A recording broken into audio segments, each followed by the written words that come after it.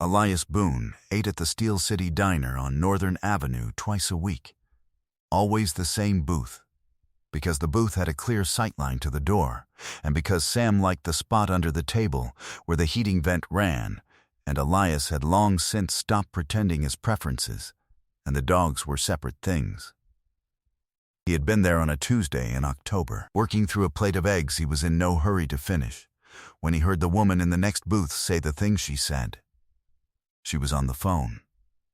He had noticed her when she came in, an older woman, small, with the carefully assembled appearance of someone who still got dressed properly to go out even when out was only the diner, her hair done.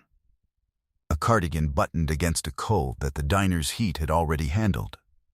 She had ordered coffee and a single egg and had sat with her phone in her hand for a while before she dialed, and Elias had not paid further attention until he heard her voice change. She was not talking to anyone. He understood that within a few seconds there was no rhythm of conversation, no pauses for a reply. She was listening to a phone ring. And then, when it did what unanswered phones do, she had lowered it and looked at it in her hand and said, to the phone or to the table or to no one at all, "My son hasn't called in 11 years." She said it quietly, not for anyone to hear. It was the kind of thing a person says out loud only when they have forgotten, for a moment, that they are in a place with other people in it, the kind of sentence that escapes rather than gets spoken. Sam came out from under the table. He did not go far.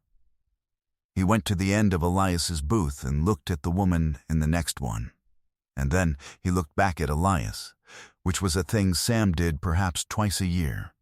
The specific look that was not asking permission, but conveying information. The look that meant this one.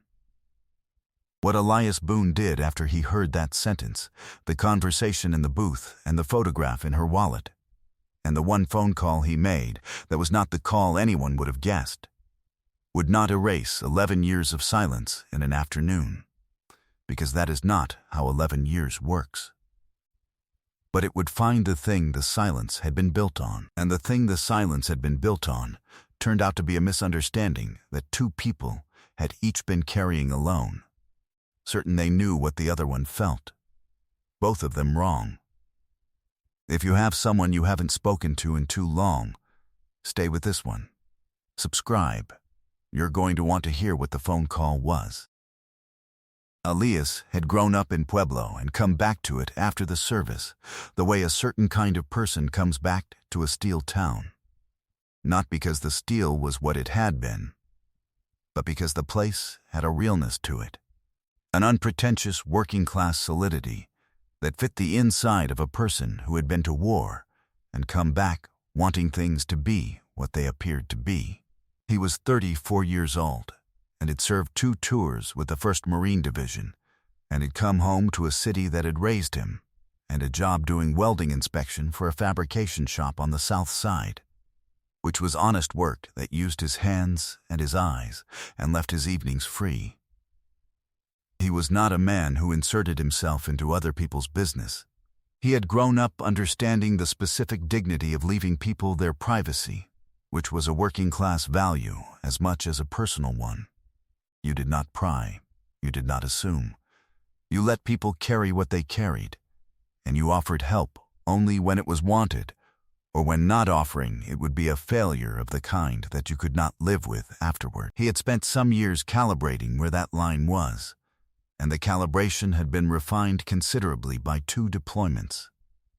And he had arrived at an understanding of it that was reliable enough that he trusted it.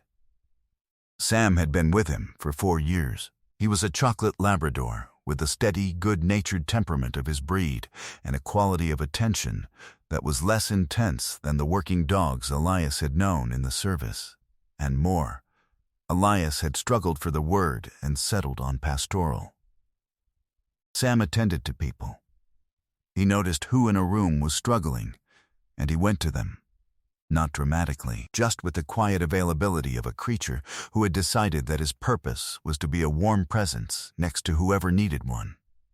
He had done it for Elias on the hard nights, and he did it occasionally for strangers, and Elias had learned that when Sam came out from under the table and gave him the look was worth trusting. Ramona Castellano had worked in the office of the CF&I steel mill for 29 years, which was the kind of tenure that meant she had seen the mill at its height and seen it contract, and seen the city's whole economy reorganize itself around the contraction. And she had kept the books and managed the correspondence through all of it, with the unflappable competence of a woman who understood that her job was to keep the paper moving regardless of what the paper said. Her husband Toms had died 11 years ago. He had been a good man, a quiet man, a man who had worked the mill floor for 31 years and come home every night with the particular tiredness of physical labor, and had never once, in 53 years of marriage, made Ramona feel that the tiredness was her problem to solve. He had served in Korea before any of it, at 19, in the 1st Marine Division, in the cold, and he had not talked about it, in the way the men of that war did not talk about it, but he had kept a photograph in his wallet his entire life, and after he died, Ramona had moved the photograph to her own wallet, where it remained. She and Toms had one child, a son, David, who was 53 now and lived in Sacramento and worked in hospital administration and had not spoken to his mother in 11 years. The silence had begun at the funeral. David had been living in California for 2 decades by then, with a job and a wife and a daughter, and he had not made it home before Toms died. The death had been faster than anyone expected. A heart event, a hospital, 3 days, and then gone. And David had been on a plane when it happened, having booked the flight the moment Ramona called him, and he had landed to the news that he was too late. He had arrived at the hospital 4 hours after his father stopped breathing. What happened next was the kind of thing that happens in the rawest hours of grief. When people who love each other say things that grief is saying through them, and the things get said and cannot be unsaid, and the people are too destroyed in that moment to recognize that the grief is doing the talking. Ramona had said, in the hospital corridor, something about how she had called him as soon as she knew, how she had called him right away. She had meant it as an explanation of her own guilt. She had been turning over whether she should have called sooner, whether she had waited too long to understand how serious it was, and the sentence was her trying to account for herself. But David, 4 hours too late and drowning in the specific anguish of a son who did not make it home, had heard it as an accusation. He had heard, "I called you and you still didn't come in time." And he had said something back. He could not now reconstruct exactly what, only the shape of it, which was defensive and sharp, and aimed at the unbearable feeling that his mother was holding him responsible for not being there. And Ramona, who had not been accusing him of anything, had heard his response as the accusation she had feared most, that she had not called soon enough, that if she had understood the severity earlier David would have made it, that the 4 hours were her fault. Each of them had walked out of that corridor certain that the other one blamed them. Neither of them had been right. They had gotten through the funeral on autopilot, barely speaking. David had flown back to Sacramento 2 days later. Ramona had called him once, a week after, and the call had been stiff and short and full of the things they were not saying, and David had not called back, and Ramona had not called again, because each of them was waiting for the other one to be the one to reach across the thing between them, and each of them believed the other one didn't want to. 11 years. In 11 years, Ramona had learned from her granddaughter Lucia that David was well, that he had been promoted, that Lucia herself had graduated and started a career.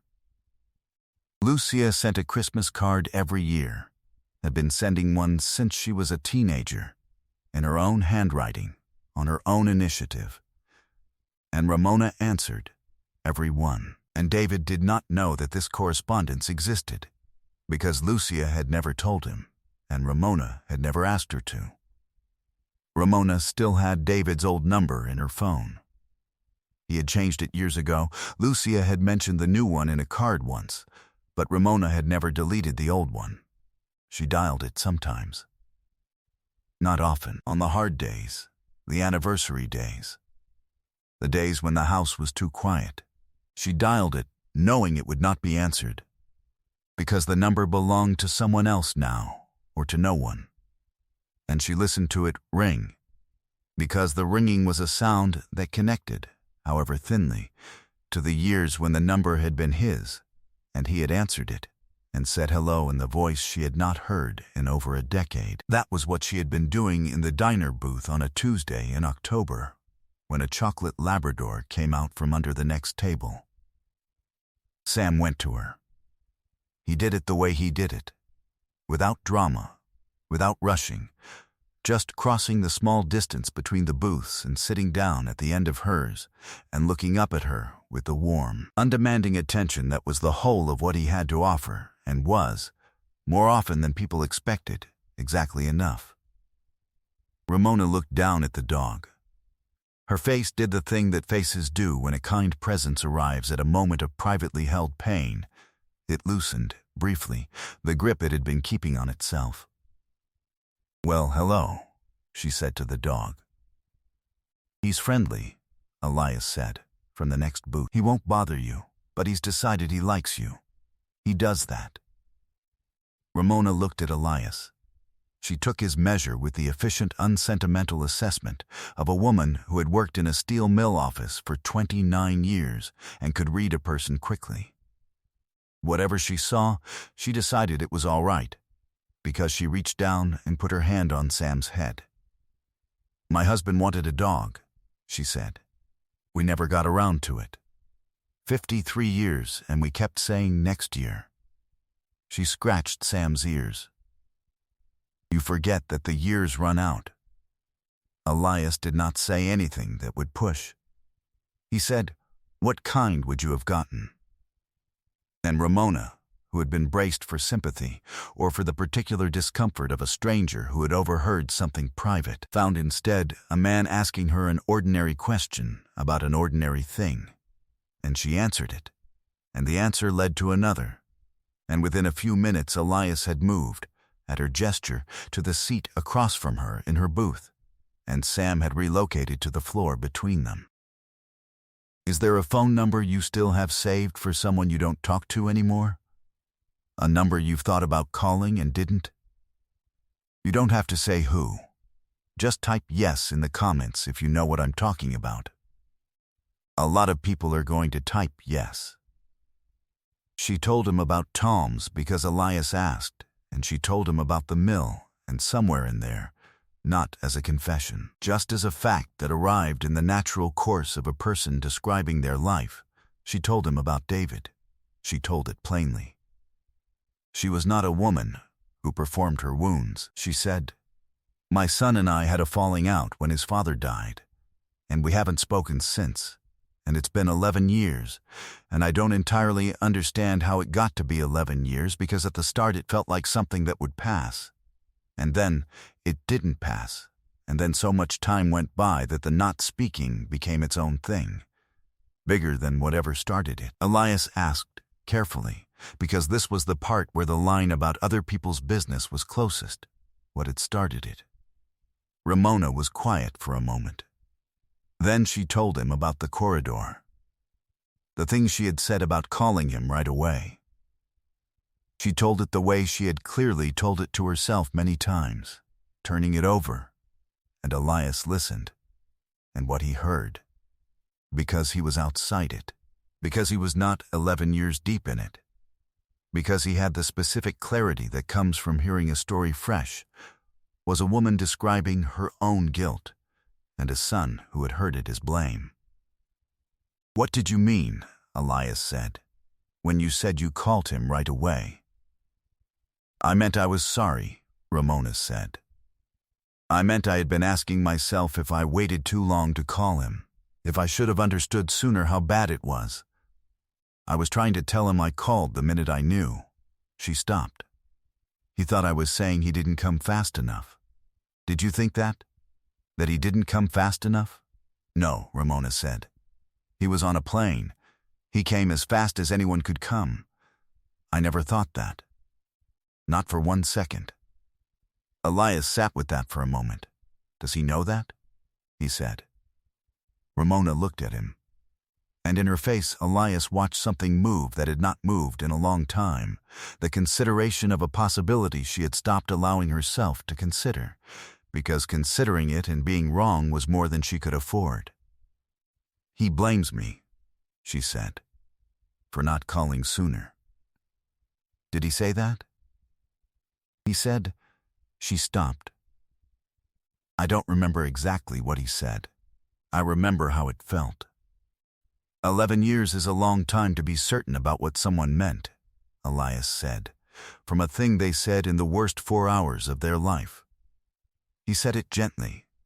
He was not arguing with her. He was offering her a door, and she could walk through it or not. She reached into her purse and took out her wallet, the way people reach for things when their hands need an occupation while their mind does difficult work. And she opened it, and Elias saw the photograph. It was old, black and white, a young man in uniform. Ramona turned the wallet so he could see it.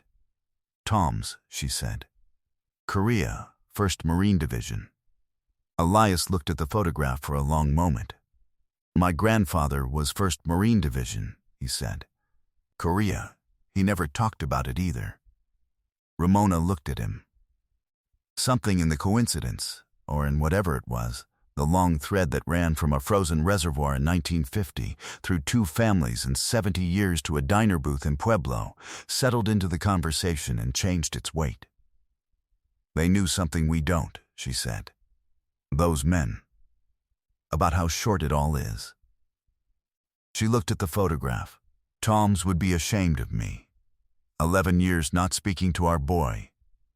He'd be ashamed of both of us. He'd want it fixed, Elias said.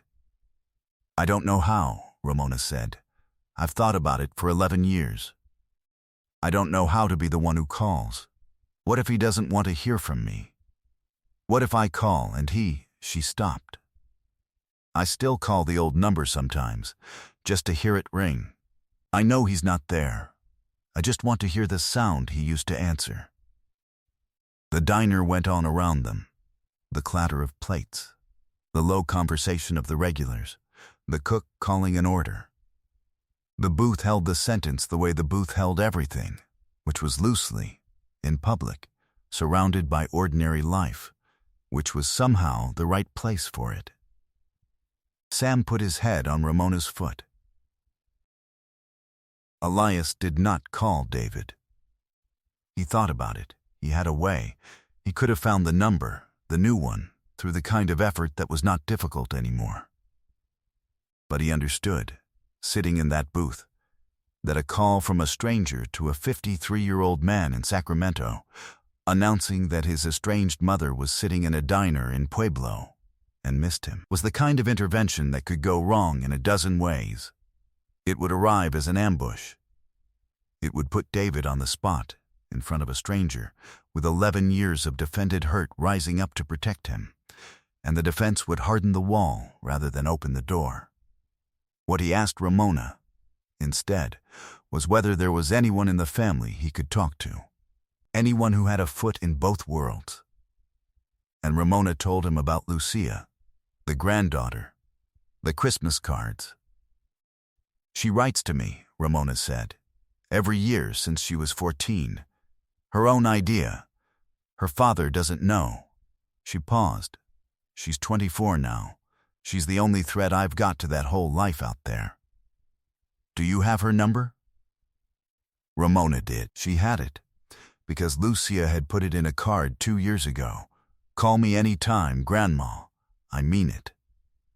And Ramona had saved it and never used it, because using it felt like it might cost Lucia something. Might put the girl in the middle of something between her father and her grandmother that wasn't hers to carry. Elias asked if he could call her, not Ramona, him, so that Ramona would not have to be the one to take the risk. so that if it went wrong, it would not be Ramona's reaching that got refused. Ramona looked at him for a long moment. Then, she gave him the number. He called Lucia from the diner parking lot, with Ramona watching through the window and Sam sitting in the passenger seat. And when a young woman's voice answered, "Cautious at the unknown number," Elias said, "My name is Elias Boone. I'm sitting with your grandmother Ramona in a diner in Pueblo. She is completely fine. Nothing is wrong." And then he told her why he was calling. He told her what he had heard. The corridor. The thing Ramona had said, and the thing David had heard. The 11 years built on a misunderstanding that neither of them had ever said out loud to the other, because each of them was certain they already knew. Lucia was quiet on the other end for a long time. Then she said, in the voice of a young woman who has just had something explained that reorganizes a thing she had lived her whole adult life inside of, "He thinks she blames him. My dad, he's thought that for 11 years. He doesn't talk about her, but when he does, that's the thing. She thinks I should have been there." "She doesn't," Elias said. "She told me. She was on a plane herself, in her own way. She was trying to apologize, and he heard it backwards. And she heard his answer backwards, too. They've each been protecting themselves from a rejection that the other one never sent." Lucia was crying a little, the audible kind that a person doesn't bother to hide because the thing causing it is too big to manage the appearance of. "I've been the only one," she said. "The cards. I send them because somebody had to keep a door open. I didn't even fully know why. I just knew somebody had to." "You kept it open," Elias said. "Now somebody can walk through it. But it should be you, not me. You're the thread. You're the one who can tell your dad the thing he's had wrong for 11 years, and he'll believe it from you, because you've never lied to him, and you've never taken a side." Lucia said she would call her father that night. Elias said one more thing. He told her about the old number, the one Ramona still dialed sometimes, just to hear it ring. He told her what Ramona had said, "I just want to hear the sound he used to answer." He heard Lucia's breath catch. "Tell your dad that too," Elias said, "when the time is right. Not as a guilt thing, just so he knows. 11 years, and she's been calling a dead number to hear it ring. That's not a woman who blames him. That's a woman who misses him so much she'll settle for the sound of a phone." Here is the part the title promised. Told honestly, the one phone call did not fix 11 years. There was no scene that afternoon where David appeared in the diner doorway. What happened was slower and more real than that. Lucia called her father that night. The conversation was long and hard, and she later told Ramona she had never heard her father cry before that call and had not heard him stop for a while after it started. She told him the thing he had been carrying wrong for 11 years, that his mother had never, not for 1 second, blamed him for the 4 hours. She told him about the cards, and she told him, when she judged he could hear it, about the old number and the ringing. David did not call the next day. Readiness after 11 years does not arrive on a schedule. But 4 days later, Ramona's phone rang with a Sacramento number she did not recognize, and she answered with a guarded hello, and there was a silence. And then a voice she had not heard in 11 years said, "Mom." Ramona Castellano sat down in her kitchen chair because her legs required it. The call was not long. Neither of them could sustain much of it. But before it ended, David said the thing he had needed to say, which was that he was sorry he had not made it home. And Ramona said the thing she had needed to say, which was that there was nothing to be sorry for. That he had come as fast as anyone could come. That she had never blamed him, and was sorry beyond words that he had spent 11 years thinking she had. And then, they did not know what else to say, because the wall had been so large for so long that the space behind it was unfamiliar to both of them. And Ramona said, "Will you call me again?" And David said, "Yeah, Mom, I'll call you Sunday." He called that Sunday. And the one after. The Sunday call became a thing again, the way it had been before the corridor, awkward at first, then less so. Then by the new year, just calls. Two people learning slowly, in weekly installments, how to be related again. Lucia came to Pueblo in the spring and brought her father. It was the first time David had stood in his parents' house in 11 years, and Ramona told Elias afterward, because Elias still ate at the diner twice a week. And Ramona had started coming on those days. And they had become, in the way that people sometimes do, friends across 40 years of age difference. That the hardest and best moment was not the embrace at the door, but a moment, a few hours in, when David had wandered into the back of the house and found his father's wallet photograph. The one Ramona had moved to her own wallet and then framed. The young man in the 1st Marine Division uniform. And David had stood looking at it for a long time. And Ramona had come and stood beside him. And David had said, "I should have asked him more about it." While he was here, and Ramona had said, "He wouldn't have told you. But he'd have liked that you asked." There are walls that are built on a single misunderstanding, and then reinforced year after year by two people each adding to it from their own side, each certain they are defending themselves against the other one's blame. Neither one knowing that the other is doing exactly the same thing for exactly the same reason. Those walls can stand for 11 years. They can stand for longer, and they can come down in a single afternoon when one person from outside the wall, who can see both sides of it because they are not standing behind either one, says the thing out loud that neither of the builders could say to each other. Elias Boone heard a woman say a sentence in a diner booth. He did not fix her life. He did not stage a reunion. He made one phone call to the right person, the one who could carry the truth across the wall in a way that would be believed. The thread had been there the whole time. Lucia's cards. A door held open by a teenager who didn't fully know why for 10 years until somebody finally walked through it. He just told her it was time. This story is for everyone who has a number they still have saved for someone they stopped talking to. For everyone who is certain they know why the other person went silent, and might be as wrong as Ramona was, as wrong as David was, both of them defending themselves for 11 years against an accusation that was never made.